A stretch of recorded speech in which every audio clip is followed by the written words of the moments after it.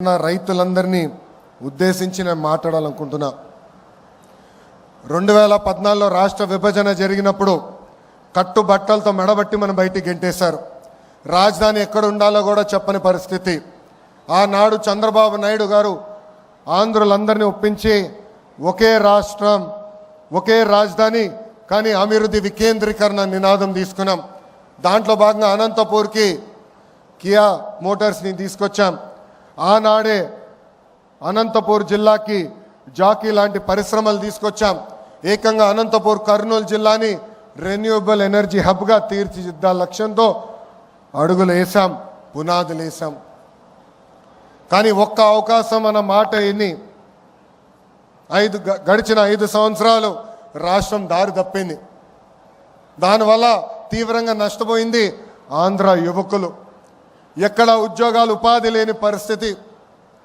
చాలామంది నన్ను అడిగారు, 5 సంవత్సరాలు మనం ఇబ్బంది పడ్డాం, మన దగ్గర బెంగళూరు లేదు, చెన్నై లేదు, హైదరాబాద్ లేదు, మన పరిస్థితి ఎలా ఉంటుందని.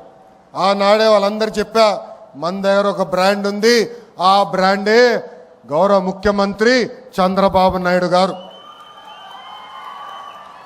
ఈరోజు సిన్హా గారు ఇంత దూరం వచ్చి ఈ ప్రాజెక్ట్ ఆంధ్ర రాష్ట్రంలో పెడుతున్నారంటే దానికి కారణం మన బ్రాండ్ బాబు.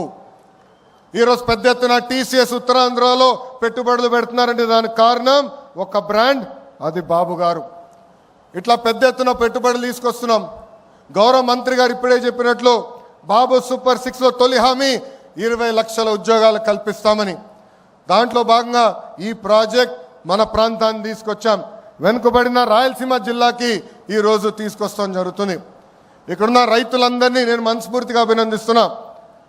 ఇక్కడ ప్లాంట్ వస్తుందంటే మీరు ముందుకు వచ్చి భూములు ఇచ్చారు.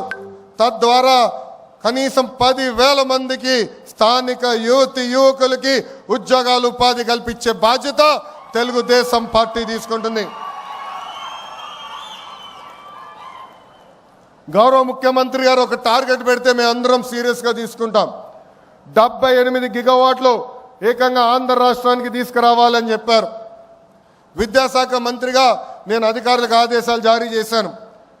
కంపెనీలతో సెంటర్ ఆఫ్ ఎక్సలెన్స్ ఏర్పాటు చేశాం.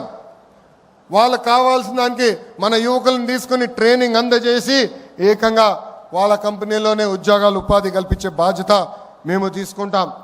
ఈ ప్రాజెక్ట్ వల్ల రాబోయే రోజుల్లో మన కరెంటు ఛార్జీలు తగ్గుతాయి. గడిచిన 5 సంవత్సరాలు 1 మెగావాట్ కూడా రాలేదు, 1 బ్యాటరీ స్టోరేజ్ సిస్టమ్ రాలేదు. గడిచిన 5 సంవత్సరాలు వాళ్ళు చేసిన తప్పుల వల్ల ఈరోజు మనందరం ఏకంగా భారం పడుతుంది, మన పైన పడింది. మనం డబ్బులు చెల్లించాల్సిన పరిస్థితి వస్తుంది. అందుకే ఇలాంటి ప్రాజెక్టులు తీసుకొచ్చి కరెంటు ఛార్జీలు తగ్గించే లక్ష్యంతో మీ ప్రభుత్వం పనిచేస్తుందని ఈ సభాముఖంగా తెలుపుతున్నా. మన నేలపై జనరేట్ చేస్తున్న కరెంట్ ఏకంగా ఆంధ్ర రాష్ట్రానికి కాదు, మొత్తం భారతదేశానికి మన ఆంధ్ర రాష్ట్రం అందించబోతుంది. గౌరవ ప్రధానమంత్రి నరేంద్ర మోడీ గారు ఒక విజన్, ఒక సంకల్పంతో పనిచేస్తున్నారు.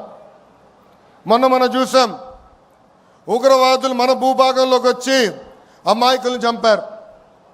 ఢిల్లీలో ఎంత పనున్నా అమరావతి పనులు తిరిగి ప్రారంభించేదానికి గౌరవ ప్రధానమంత్రి గారు పిలిస్తే ఆంధ్ర రాష్ట్రం, ఆంధ్ర ప్రజలు నన్ను పిలిచారు, నేను తప్పనిసరిగా వస్తున్నానని వచ్చి తిరిగి శంకుస్థాపన చేశారు. ఆనాడే గౌరవ ప్రధానమంత్రి గారు ముందర నేను చెప్పా, ఆంధ్ర ప్రజలు కోరుతున్న అన్ని కోరికలు గౌరవ ప్రధానమంత్రి గారు తీర్చుకుంటూ వస్తున్నారు. దాంట్లో భాగంగానే ఈ ప్రాజెక్ట్ రాయలసీమకు వచ్చింది. త్వరలో కర్నూలు కూడా హైకోర్టు బెంచ్ తీసుకొస్తాం. గౌరవ ప్రధానమంత్రి గారిని కూడా రాయలసీమ గడ్డపైకి తీసుకొస్తామని ఈ సభాముఖ రాయలసీమ ప్రజలు కూడా తెలుపుతున్నాం. గడిచిన 5 సంవత్సరాలు రోడ్లు కాదు, రోడ్ల పైన పడిన గుంతలు కూడా రిపేర్ చేయలేదు. గడిచిన 5 సంవత్సరాలు 1 పెట్టుబడి రాలేదు, 1 ఐటీ కంపెనీ తీసుకురాలేదు. పొద్దున్న లేచిన దగ్గర నుంచి రాత్రి వరకు మేము అన్ని తలుపులు తడుతున్నాం, అన్ని గడపలు తొక్కుతున్నాం. దాంట్లో భాగంగా నేను డావోస్కి వెళ్ళా. సిన్హా గారు గౌరవంగా నన్ను భోజనం పెట్టి పిలిచారు. ఆ భోజనంలో ఆయన ఒకటే చెప్పారు, గడిచిన 5 సంవత్సరాలు ఎన్ని కష్టాలు పడ్డాం, కానీ ఈసారి బాబు గారు తిరిగి వచ్చారు, నువ్వు అడుగుతున్నావు, అందుకే నేను ఆంధ్ర రాష్ట్రంలో పెట్టుబడి పెడతా, ప్రత్యేకంగా రాయలసీమ ప్రాంతంలో పెట్టుబడి పెడతానని చెప్తాం జరిగింది. సిన్హా గారినే కాదు, టాటా సన్స్ చైర్మన్ చంద్ర గారిని కూడా కలిసాం. 3 గంటల సేపు ఆయన ఆఫీస్లో నేను కూర్చుని మాట్లాడా. దాంట్లో భాగంగానే టాటా ఎనర్జీ వచ్చింది, టీసీఎస్ వచ్చింది, ఇంకా అనేక పెట్టుబడులు కూడా టాటా లాంటి సంస్థలు పెడుతున్నాయి. ఇవన్నీ మీకు ఎందుకు చెప్తున్నానంటే, ఇక్కడ చాలామంది నిరుద్యోగ యువతి యువకులు ఉన్నారు, తల్లిదండ్రులు ఉన్నారు. ఒక లక్ష్యంతో మేము పనిచేస్తున్నాం, ఒక కసితో మేము పనిచేస్తున్నాం. అది 20 లక్షల ఉద్యోగాలు ఆంధ్ర రాష్ట్రానికి తీసుకొచ్చేదానికి. డిఎస్సి నోటిఫికేషన్ ఇచ్చాం, 16,347 టీచర్ పోస్టులు కూడా వచ్చే నెలలో భర్తీ చేసే బాధ్యత కూడా కూటమి ప్రభుత్వం తీసుకుంటుందని ఈ సభాముఖ నిరుద్యోగ యువతి యువకులందరికీ హామీ ఇస్తూ, నాకు ఇంత అద్భుతమైన అవకాశం ఇచ్చిన మీ అందరికీ పేరు పేరున నా హృదయపూర్వక ధన్యవాదాలు తెలుపుకుంటూ, ఇలాంటి పెద్ద పరిశ్రమలు వచ్చినప్పుడు ఆహ్వానించాలి, పెట్టుబడులు పెట్టించాలి, సమస్యలు ఉండొచ్చు, మేమందరం ఉన్నాం పరిష్కరించేదానికి. గౌరవ శాసనసభ్యులు ఉన్నారు, మంత్రి గారు ఉన్నారు, నేనున్నాను, మీకు అండగా నిలబడతాం, మీ తరపున మేము మాడతాం. కానీ పెట్టుబడి రావాలి, పెట్టుబడులు వస్తేనే మన పిల్లలకి ఉద్యోగాలు వస్తాయి.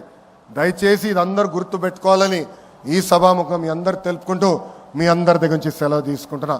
అందరికీ నమస్కారం. జై హింద్, జై హింద్, వందే వందే. అందరికీ నమస్కారం.